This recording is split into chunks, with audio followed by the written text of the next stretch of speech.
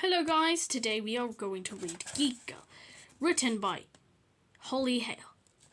Although, maybe she met the Queen, maybe she didn't. To my grandfather, my favourite geek. My name is Harriet Manners, and I am a geek. I know I'm a geek because I just looked it up in the Oxford English Dictionary.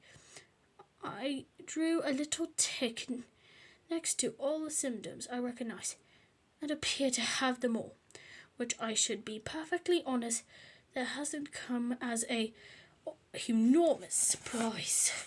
In fact, I haven't come as a enormous surprise. Here. The fact that I have an Oxford English dictionary on my bedside table anyway should have been one clue that I keep natural history museum pencil and ruler next to it so that I can neatly underline interesting entries. Should have been another. Oh, and there's the word geek. I draw in red marker on the outside pocket of my school satchel. That was done yesterday. I didn't do it. Obviously, if I decide to deface my own property, I'd choose a poignant line, not from a really good book. Or an interesting fact, not many people know that I definitely wouldn't do it in red. I do it in black, blue, or perhaps green.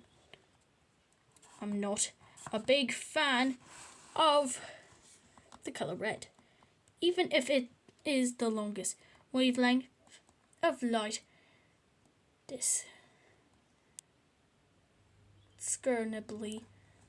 discernible in the human eye. No offense, but cannibalism is also illegal. Not colouring in red. To be absolutely candid with you, I don't actually know who to write on my back, although I have my suspicions. But I can tell you that their writing is almost illegible.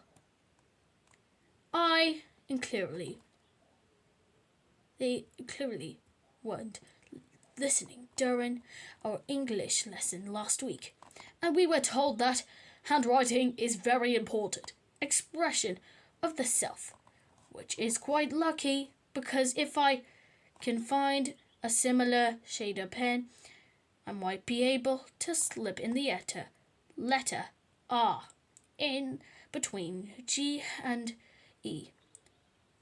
I could pretend that it's a reference to my interest in ancient history and feta cheese. I prefer cheddar. I'd like cheese. But nobody has to know. Anyway, the point is, as a snatchel, the enormous